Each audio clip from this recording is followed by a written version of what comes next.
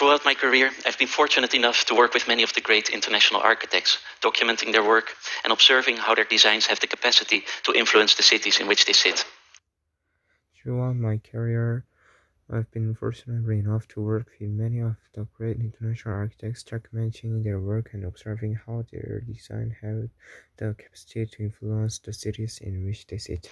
I think of new cities like Dubai, or ancient cities like Rome, with Zaha Hadid's incredible Maxi Museum, or like right here in New York with the High Line, a city which has been so much influenced by the development of that.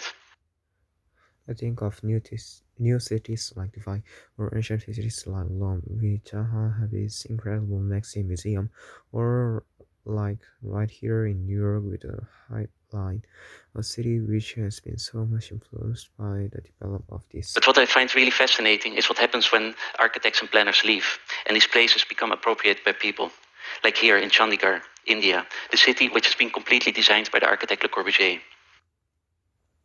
Well, what I find really fascinating is what happens when architects and planners leave and these places become appreciated by people, like here in Chandigarh, India, the city which has been completely designed by the architect Le Corbusier. Now, 60 years later, the city has been taken over by people in very different ways from what they were perhaps intended for. Like here, where you have the people sitting in the windows of the assembly hall.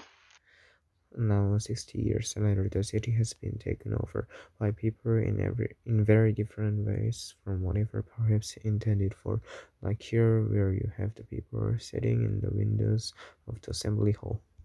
But over the course of several years, I've been documenting Rem Koolhaas CCTV building in Beijing and the Olympic Stadium in the same city by the architects Herzog and de Meuron. But over the course of several years, I've been documenting Rem Koolhaas's CCTV building in Beijing and the Olympic Stadium in the same city by the architects Herzog and de Meuron. At these large-scale construction sites in China, you see a sort of makeshift camp where workers live during the entire building process. At the large-scale construction sites in China, you see a sort of makeshift camp where workers live during the entire building process. As the length of the construction takes years, workers end up forming a rather rough and ready, informal city, making for quite a juxtaposition against the sophisticated structures that they're building. As the length of the construction takes years, workers end up forming a later rough and ready informal city, making quite a juxtaposition against the sophisticated structures that they are building. Over the past 7 years, I've been following my fascination with the built environment. And for those of you who know me, would say that this obsession has led me to live out of a suitcase 365 days a year. Over the past 7 years, I've been following my fascination with the built environment, and for those of you who know me, you would say that this obsession has led me to live out of a suitcase 365 days a year. Being constantly on the move means that sometimes I'm able to catch life's most unpredictable moments, like here in New York, the day after the Sandy storm hit the city. Being constantly on the move means that sometimes I'm able to catch life's most unpredictable moments, like here in New York, the day after the Sandy storm hit the city. Just over 3 years ago, I was for the first time in Caracas, Venezuela, and while flying over the city, I was just amazed by the extent of which the slums reach into every corner of the city. A place where nearly 70% of the population lives in slums, draped literally all over the mountains. I was for the first Just over 3 years ago, I was for the first time in Caracas, Venezuela, and while flying over the city, I was just amazed by the extent to which the slums reach into every corner of the city, a place where nearly 70% of the population live in slums, trapped literally all over the mountains. During a conversation with local architects' urban think tank, I learned about the Torre David, a 45-story office building which sits right in the center of Caracas.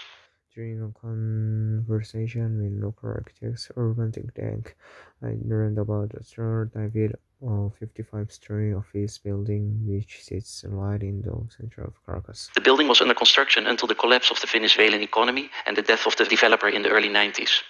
The building was under construction until the collapse of the Venezuelan economy and the death of the developer in the early 90s. About 8 years ago, people started moving into the abandoned tower and began to build their homes right in between every column of this unfinished tower. About 8 years ago, people started moving into the abandoned tower and began to build their homes right in between every column of this unfinished tower. There's only one little entrance to the entire building, and the 3,000 residents come in and out through that single door. There's only one little entrance to the entire building, and the 3,000 residents come in and out through that single door. Together, the inhabitants created public spaces and designed them to feel more like a home and less like an unfinished tower. Together, innovations created public spaces and designed them to feel more like a home and less like an unfinished tower. In the lobby, they painted the walls and planted trees. In the lobby, they painted the walls and planted trees. They also made a basketball court. And they also made a basketball court. But when you look up closely, you see massive holes where elevators and services would have ran through. But when you look up closely, you see massive holes where elevators and services would have run through.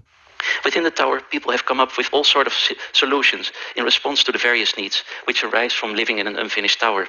Within the tower, people have come up with all sorts of solutions in response to the various needs which arise from living in an unfinished tower. With no elevators, the tower is like a 45-story walk-up. With no elevators, the tower is like a 45-story worker. Designed in very specific ways by this group of people who haven't had any education in architecture or design. Designed in very specific ways by this group of people who haven't had any education in architecture or design.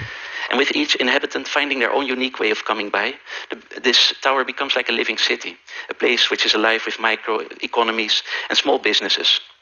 And with each inhabitant finding their own unique way of coming by, this tower becomes like a living city, a place which is alive with microeconomies and small businesses. The inventive inhabitants, for instance, find opportunities in the most unexpected cases, like the adjacent parking garage, which has been reclaimed as a taxi route to shuttle the inhabitants up through the ramps in order to shorten the hike up to the apartments. The inventive inhabitants, for instance, find opportunities in the most unexpected cases, like the adjacent parking garage, which has been reclaimed as a taxi route to shuttle the inhabitants up through the ramps in order to shorten the hike up to the apartments. A walk through the tower reveals how residents have figured out how to create walls, how to make an airflow, how to create transparency, a circulation throughout the tower. Essentially creating a home that's completely adapted to the conditions of the site. A walk through the tower reveals how residents have figured out how to create walls, how to make an airflow, how to create transparency, circulation throughout the tower, essentially creating a home that's completely adapted to the conditions of the site. When the new inhabitants move into the tower, they already have a roof over their head, so they just typically mark the space with a few curtains or sheets. When a new inhabitant moves into the tower, they already have a roof over their head, so they just typically mark their space with a few curtains of sheets. Slowly, from found materials, walls rise, and people create their space out of any found objects or materials. Slowly, from found materials, walls rise, and people create a space out of any found objects or materials. It's remarkable to see the design decisions that they're making, like when everything is made out of red bricks. Some residents will cover that red brick with another layer of red brick patterned wallpaper, just to make it a kind of clean finish. It's remarkable to see the design decisions that they're making, like when everything is made out of red bricks, some residents will cover the red brick with another layer of red brick patterned wallpaper, just to make it kind of clean finish. The inhabitants literally built up these homes with their own hands, and this labor of love instills a great sense of pride in many families living in this tower. The inhabitants literally built up these homes with their own hands, and this labor of love instills a great sense of pride in many families living in this tower. They typically make the best out of their conditions and try to make their spaces look nice and homey, or at least up until as far as they can reach. They typically make the best out of their conditions and try to make their spaces look nice and homey, or at least up until as far as they can reach. Throughout the tower, you come across all kind of services, like the barber, small factories, and like every floor has like a little grocery store or shop. Throughout the tour, you come across all kinds of services like the harbor, small factories, and every floor has a little grocery store or shop. And you even find a church. And on the 30th floor, there's a gym where all the weights and barbells are made out of the leftover pulleys from the elevators, which were never installed. And on the 30th floor, there is a gym where all the weights and barbells are made out of the leftover pulleys from the elevators, which were never installed. From the outside, behind this always changing facade, you see how the fixed concrete beams provide a framework for the inhabitants to create their homes in an organic, intuitive way that responds directly to their needs. From the outside, behind this always changing facade, you see how the fixed concrete beams provide a framework for the inhabitants to create their homes in an organic, intuitive way that responds directly to their needs. Let's go now to Africa, to Nigeria, to a community called Makoko, a slum where 150,000 people live just meters above the Lagos Lagoon. Let's go now to Africa, to Nigeria, to a community called Makoko, a slum where 150,000 people live just meters above the Lagos Lagoon. While it may appear to be a completely chaotic place, when you see it from above, there seems to be a whole grid of like waterways and canals connecting each and every home. Or it may appear to be a completely chaotic place. When you see it from above, there seems to be a whole grid of waterways and canals connecting each and every home. From the main dock, people board long wooden canoes, which carry them out to their various homes and shops located in the expansive area. From the main dock, people board long wooden canoes, which carry them out to their various homes and shops located in the expansive area. When out on the water, it's clear that life has been completely adapted to this very specific way of living. When out of the water, it's clear that life has been completely adapted to this very specific way of living. Even the canoes become variety stores where ladies pedal from house to house, selling anything from toothpaste to fresh fruits. Even the canoes become variety stores wherein ladies pedal from house to house, selling anything from toothpaste to fresh fruits. Behind every window and door frame, you'll see a small child peering back at you. And while Makoko seems to be packed with people, what's more shocking is actually the amount of children pouring out of every building. Behind every window and door frame, you'll see a small child peering back at you. And while Makoko seems to be packed with people, what's more shocking is actually the amount of people pouring out of every building. The population growth in Nigeria, and especially in these areas like Makoko, are painful reminders of how out of control things really are. The population growth in Nigeria, and especially in these areas like Makoko, are painful reminders of how out of control things really are. In Makoko, very few systems and infrastructures exist. In Makoko, very few systems and infrastructures exist. Electricity is rigged, and freshest water comes from self-built wells throughout the area. Electricity is rigged, and fresh water comes from built wells throughout the area. This entire economic model is designed to meet a specific way of living on the water. So fishing and boat making are common professions. This entire economic model is designed to meet a specific way of living on the water, so fishing and boat making are common professions. You'll have a set of entrepreneurs who have set up businesses throughout the area, like barber shops, CD and DVD stores, movie theaters, tailors, everything is there. You have a set of entrepreneurs who have set up businesses throughout the area, like barbershops, CD and DVD stores, movie theaters, tailors, everything is there. There's even a photo studio where you see the sort of aspiration to live in a real house or to be associated with a faraway place like that hotel in Sweden. There's even a photo studio where you see the sort of aspiration to live in a real house or to be associated with a faraway place like that hotel in Sweden. On this particular evening, I came across this live band dressed to the T in their coordinating outfits. On this particular evening, I came across this live band dressed to the T in their coordinating outfits. They were floating through the canals in a large canoe with a fitted-out generator for all of the community to enjoy. They are floating through the canals and a large canal with a fitted out generator for out of the community to enjoy. By nightfall, the area becomes almost pitch black, save for a small light bulb or a fire. By nightfall, the area becomes almost pitch black save for a small light bulb or a fire. What originally brought me to Makoko was this project from a friend of mine, Kunle Ademi, who recently finished building this 3-story floating school for the kids in Makoko. What originally brought me to Makoko was this project from a friend of mine, Kunle Ademi, who recently finished building this 3-story floating school for the kids in Makoko. With this entire village existing on the water, the public space is very limited.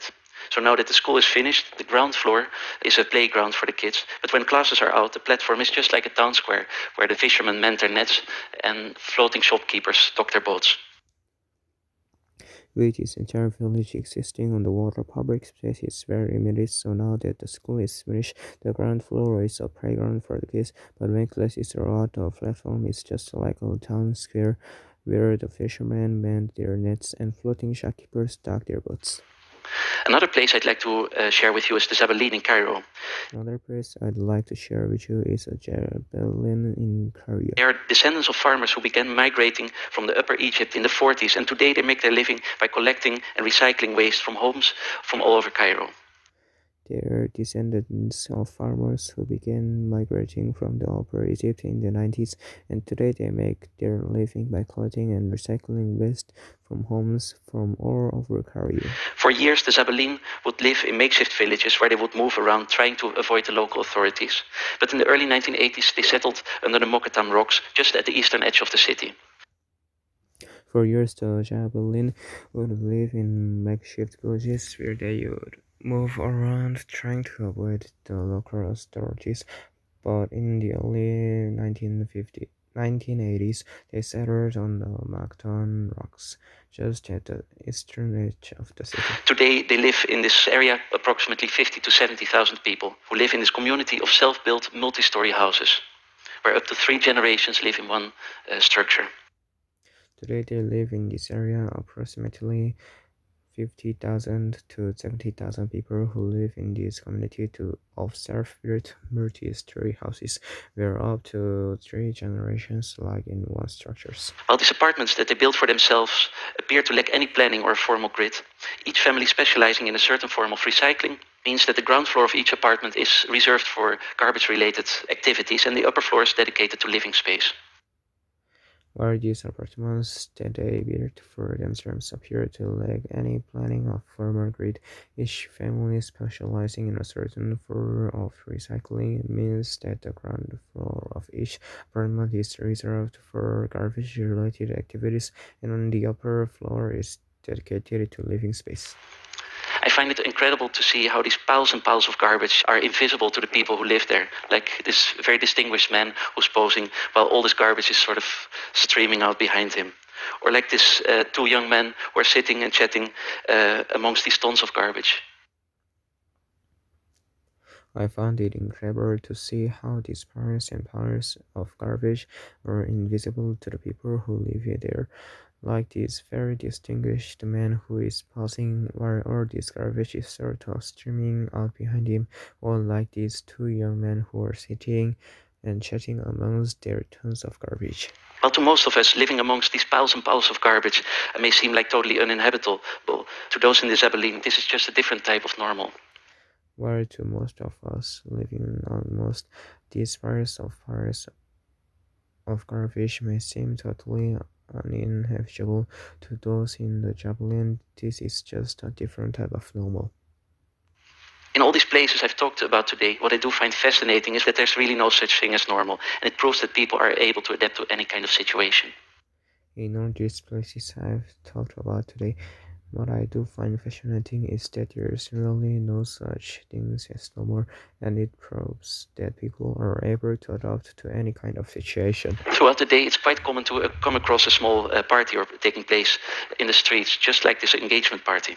Throughout the day, it's quite common to come across a small party taking place in the streets, like just like this engagement party. In this tradition, the bride-to-be displays all of their belongings, which they soon bring to their new husband. In this tradition, the bride-to-be displays all of their belongings, which they soon bring to their new husband. A gathering like this one offers such a juxtaposition where all the new stuff is displayed and all the garbage is used as props to display all their new home accessories. A gathering like this one offers such a juxtaposition where all the new stuff is displayed and all the garbage is used as props to display all their new home accessories. Like Makoko and the Torre David, throughout the Zabeline you'll find all the same facilities as in any typical neighborhood. Like Makoko and the Torre David, throughout the Javelin you will find all the same facilities as in any typical neighborhood. There are the retail shops, the cafes, and the restaurants. And the community is this community of Coptic Christians. So you also find a church, along with the scores of religious iconographies throughout the area. And also like all the everyday services, like the electronic repair shops, the barbers, everything. There are the retail shops, the cafes and the restaurants, and the community is the community of Coptic Christians. So you also find the church along with the scores of religious iconographies throughout the area, and also all the everyday services like the electronic repair shops, the barbers, everything. Visiting the homes of the Zabeline is also full of surprises. Visiting the homes of Javelin is also full of surprises. From the outside, these homes look like any other informal structure in the city. When you step inside, you're met with all manner of design decisions and interior decoration. Where from the outside, these homes look like any other informal structure in the city. When you step inside, you're met with all manner of design decisions and interior decoration. Despite having limited access to space and money, the homes in the area are designed with care and detail. Despite having limited access to space and money, the homes in the area are designed with care and detail. Every apartment is unique, and this individuality tells a story about each family's circumstances and values. Many of these people take their homes and interior spaces very seriously, putting a lot of work and care into the details. Every apartment is unique, and this individually tells a story about each family's circumstances and values. Many of these people take their homes and interior spaces very seriously, putting a lot of work and care into the details. The shared spaces are also treated in the same manner, where walls are decorated in faux marble patterns. The shared spaces are also treated in the same manner, where walls are decorated of faux marble patterns. But despite this elaborate decor, sometimes these apartments are used in very unexpected ways. Like this home which caught my attention while all the mud and the grass was literally seeping out under the front door. But despite this elaborate decor, sometimes these apartments are used in very unexpected ways, like this home which caught my attention while all the mud and the grass was literally shaping out under the front door. When I was let in, it appeared that this fifth-floor apartment was being transformed into a complete animal farm, where 6 or 7 cows stood grazing in what otherwise would be the living room. When I was let in, it appeared that this fifth-floor apartment was being transformed into a complete animal farm, where 6 of 7 cows stood grazing in what otherwise would be a living room.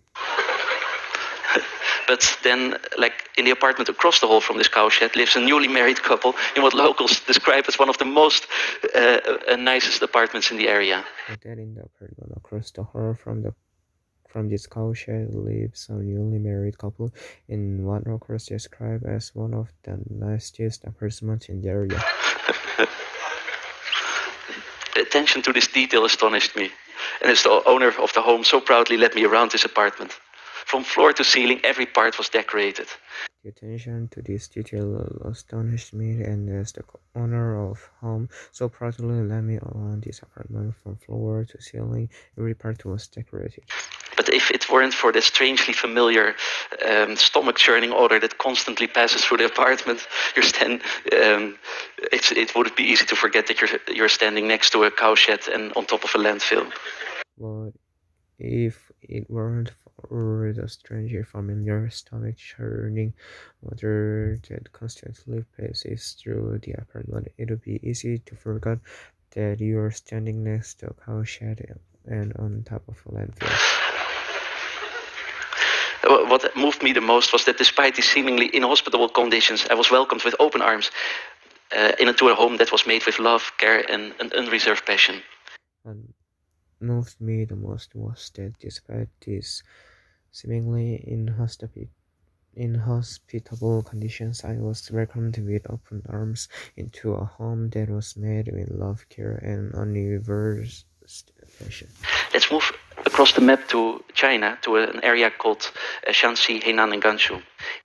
Let's move across the map of China to an area called Shaanxi, Henan, and Gansu. In a region famous for the soft, porous Loess Plateau soil, there lived until recently an estimated 40 million people in these houses underground. In a region famous for the soft, porous Loess Plateau soil, they lived until recently as estimated 40 million people in these houses underground. These dwellings are called the Yaodongs. These dwellings are called yaodongs. This architecture by subtraction, these yaodongs are built literally inside of the soil. Through this architecture by subtraction, these yaodongs are built literally inside of the soil. In these villages, you see an entirely altered landscape, and hidden behind these mounds of dirt are these square rectangular houses which sit 7 meters below the ground. In these villages, you see an entirely altered landscape, and hidden behind these mounds of dirt are these square rectangular houses which is 7 meters below the ground. When I asked people why they were digging their houses from the ground, they simply replied that they're poor wheat and apple farmers who didn't have the money to buy materials, and this digging out was their most logical form of living. When I asked people why they are digging their houses from the ground, they simply replied that they are poor wheat and apple farmers who didn't have the money to buy materials, and this digging out was their most logical form of living. From Makoko to Zabelin, these communities have approached the tasks of planning, design, and management of their communities and neighborhoods in ways that respond specifically to their environment and circumstances. From Makoto to Javelin, these communities have approached the tasks of planning, design, and management of their communities and neighborhoods in ways that respond specifically to their environment and circumstances. Created by these very people who live, work, and play in these particular spaces. These neighborhoods are intuitively designed to make the most of their circumstances. Created by these very people who live, work, and play in these particular spaces, these neighborhoods are intuitively designed to make the most of their circumstances. In most of these places, the government is completely absent, leaving inhabitants with no choice but to reappropriate found materials. And while these communities are highly disadvantaged, they do present examples of brilliant forms of ingenuity and prove that indeed we have the ability to adapt to all manner of circumstances. In most of these places, the government is completely absent, leaving inhabitants with no choice but to reappropriate found materials. And where these communities are highly disadvantaged, they do present examples of brilliant forms of ingenuity and prove that indeed we have the ability to adapt to all manner of circumstances. What makes places like the Torre David particularly remarkable is this sort of skeleton framework where people can have a foundation where they can tap into. What makes places like the Torre David particularly remarkable is this sort of skeleton framework where people can have a foundation where they can tap into. Now imagine what these already ingenious communities could create themselves and how highly particular their solutions would be if they were given the basic infrastructures that they could tap into. Now imagine that these already ingenious communities could create themselves and how highly particular their solution would be if they were given the basic infrastructures that they could tap into. Today you see these large residential development projects which offer cookie-cutting housing solutions to massive amounts of people. Today, you see these large residential development projects which offer cookie-cutter housing solutions to massive amounts of people. From China to Brazil, these projects attempt to provide as many houses as possible, but they're completely generic and simply do not work as an answer to the individual needs of the people. from China to Brazil. These projects attempt to provide as many houses as possible, but they are completely generic and simply do not work well as on and home to the individual needs of the people. I would like to end with a quote from a friend of mine and a source of inspiration, Zita Kopp, the founder of the wonderful Shorefast Foundation based out of Fogo Island, Newfoundland. I'd like to end with a quote from a friend of mine and a source of inspiration, Zita Kopp, the founder of the wonderful Shortcast Foundation based out of Fogo Island, Newfoundland. She says that there's this plague of sameness which is killing the human joy, and I couldn't agree with her more.